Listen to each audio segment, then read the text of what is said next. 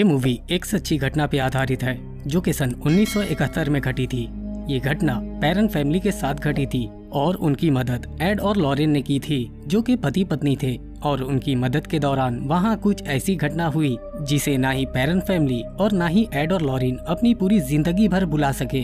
Film की शुरुआत में एड और लॉरेन कॉन्फ्रेंस में ऑडियंस को अपने साथ होने वाली पैरानॉर्मल एक्सपीरियंस और सुपरनेचुरल चीजों के बारे में जानकारी दे रहे होते हैं। फिल्म का दूसरा सीन सन 1971 का है जब रॉजर पैरन और कैरोलिन पैरन अपने 5 बच्चों के साथ रोड आइलैंड में शिफ्ट होते हैं। इनका घर बाकी के घरों से थोड़ी दूरी पे होता है। ये लोग अपना घर का पूरा सामान शिफ्ट करने लगते हैं। घर के सारे बच्चे अंदर चले जाते हैं पर इनका डॉगी अंदर नहीं जाता, वो वहीं दरवाजे पर रुक जाता है। हालांकि ये लोग उसे अंदर ले जाने की भरपूर कोशिश करते हैं पर वो डॉगी अपनी जगह से हिलता भी नहीं है, मानो उसने घर के अंदर कुछ देख लिया हो। अब बाकी लोग डॉगी को वहीं छोड़कर अंदर चले जाते हैं। इनकी 5 लड़कियां होती है जो कि एंड्रिया, क्रिस्टीन, नैन्सी, सिंडी और अप्रैल होती है।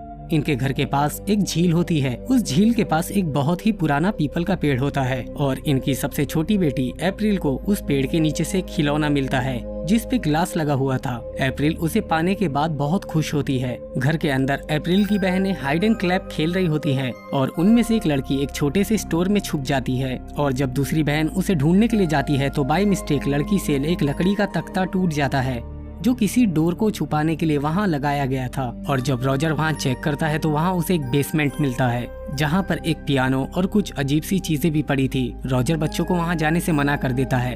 रात होती है तब इनका डॉगी बाहर बहुत परेशान दिखता है और वो कंटिन्यू भूखे जा रहा होता है पर वो घर के अंदर नहीं आता और ये लोग उसे नॉर्मल सा समझ के सो जाते हैं। और जब अगले दिन कैरोलिन सोकर उठती है तो उसके पैरों पे चोट के निशान होते हैं और जब वो अपने कमरे से बाहर निकलती है तो वो देखती है कि उसकी घर की सारी घड़ियां 3:07 पर रुकी होती हैं। वो ये बात रॉजर से भी कहती है और रॉजर बताता है कि शायद सामान लाते समय झटके लगने की वजह से सारी घड़ी बंद हो गई होगी। कैरोलिन उसे अपने पैरों पे आए निशान को दिखाती है और तभी बाहर से किसी लड़की के चिल्लाने की आवाज आती है। ये लोग बाहर जाकर देखते हैं तो वो अप्रैल होती है और उन्हें वहाँ उनका डॉगी मरा पड़ा मिलता है। ये देखकर इन तीनों को बहुत दुख होता है पर उन्हें समझ नहीं आता कि उसकी मौत कैसे हुई। अब सीन एड और लॉरेन के घर पे मौजूद भूतिया म्यूजियम पे आता है। यहाँ एड एक प्रेस रिपोर्टर को बता रहा होता है कि इस कमरे में मौजूद सारी चीज या तो भूतिया है या तो शापित है या उनका किसी न किसी जादू टोने में यूज किया गया है। और महीने में एक बार फादर आकर इन्हें ब्लेस करते हैं।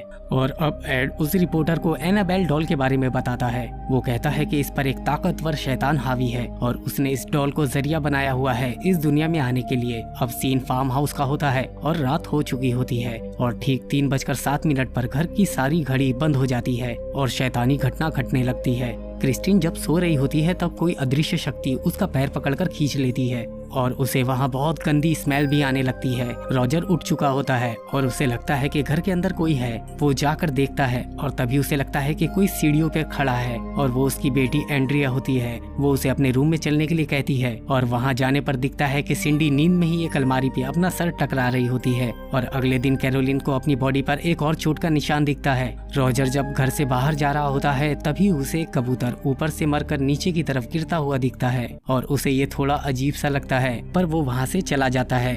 इनके 4 बच्चे स्कूल चले जाते हैं और घर पर कैरोलिन और अप्रैल बचती है।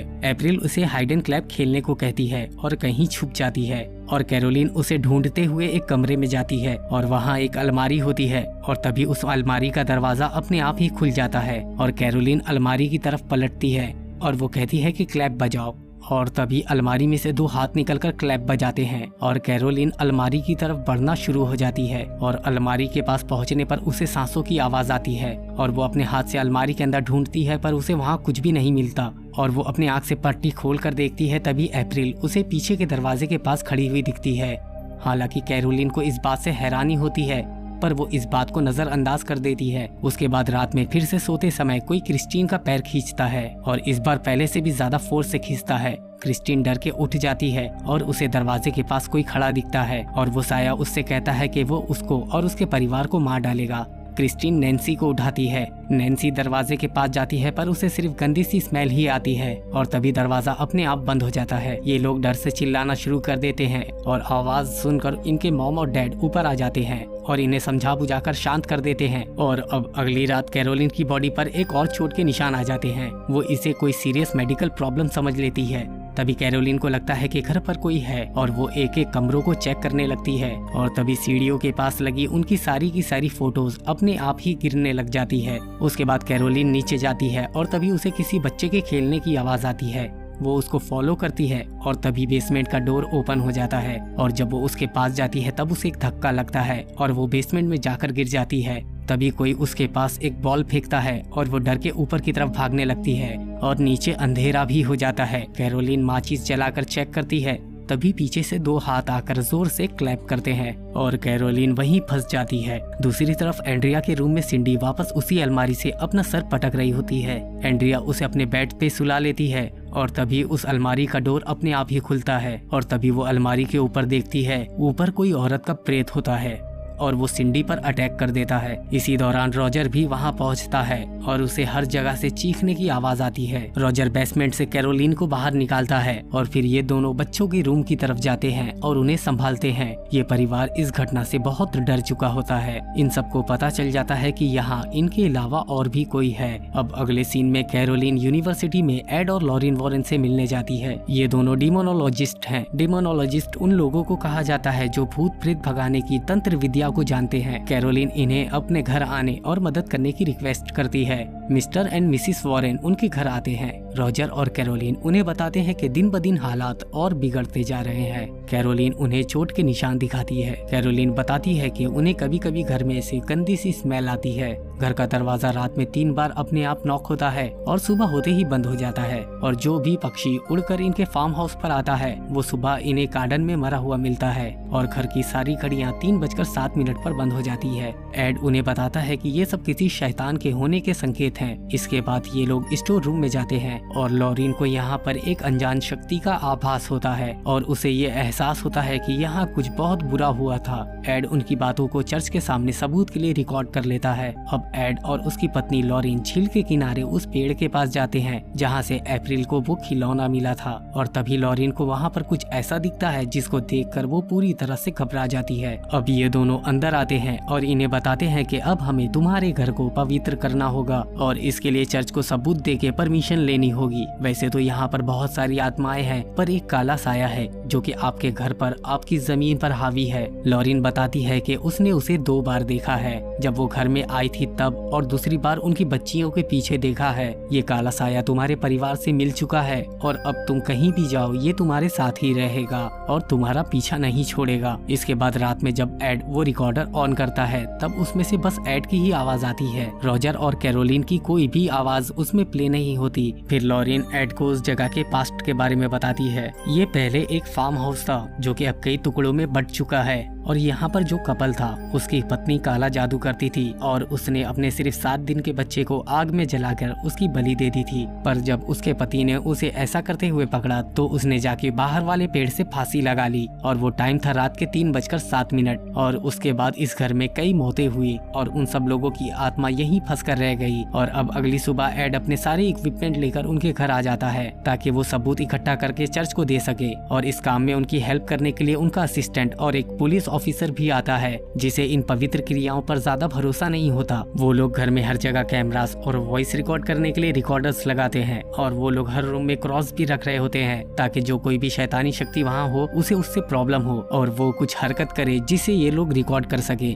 पर उस रात उन्हें कुछ खास नहीं मिलता और अब अगली सुबह सब खुशी खुशी ब्रेकफास्ट कर रहे होते हैं। तब लॉरिन को उसी औरत का साया पहले नीचे कपड़े के पीछे दिखता है और फिर ऊपर कैरोलिन की कमरे की खिड़की पर दिखने लगता है और इससे पहले कि लॉरिन कैरोलिन तक पहुंचती वो काला साया कैरोलिन को पॉजेस कर लेता है और अब इस घर में भयानक भूतिया घटना घटनी शुरू हो जाती है। सबसे पहले रात में पुलिस ऑफिसर को किसी औरत की आवाज सुनाई देती है और फिर उसे उस नौकरानी की आत्मा दिखती है जिसने सुसाइड किया था। इसके बाद नैन्सी नींद में चलते हुए एंड्रिया के रूम में जाती है और रूम का डोर लॉक हो जाता है और जब नैन्सी नींद में चलकर ऊपर जा रही होती है तब कैमरास फोटो ले लेते हैं जिसका मतलब ये होता है कि नैन्सी के साथ कोई आत्मा भी है। लेकिन जब ये लोग नैन्सी को ढूंढने के लिए उस रूम में जाते हैं तब उन्हें वहाँ कुछ भी नहीं दिखता, नैन्सी भी नहीं। और अब एड यूवी लाइट की मदद से नैन्सी को ढूंढने लगता है जो उसे उस अलमारी के बीच में मिलती है और लॉरेन उस खाली जगह में जाकर देखती है तो उसे उस टॉय की जगह दिखती है जो अप्रैल के पास होता है और फिर उसे वो औरत भी दिखती है जिसने फांसी लगाकर आत्महत्या की थी। और तभी नीचे के फर्श की लकड़ी टूट जाती है और लॉरेन नीचे बेसमेंट में जाकर गिरती है। लॉरेन वहाँ म्यूजिक बॉक्स के गिलास में दिखती है जहाँ उसे एक आत्मा दिखाई देती है और उसके बाद लॉरेन को वहाँ वही काला साया दिखाई देता है,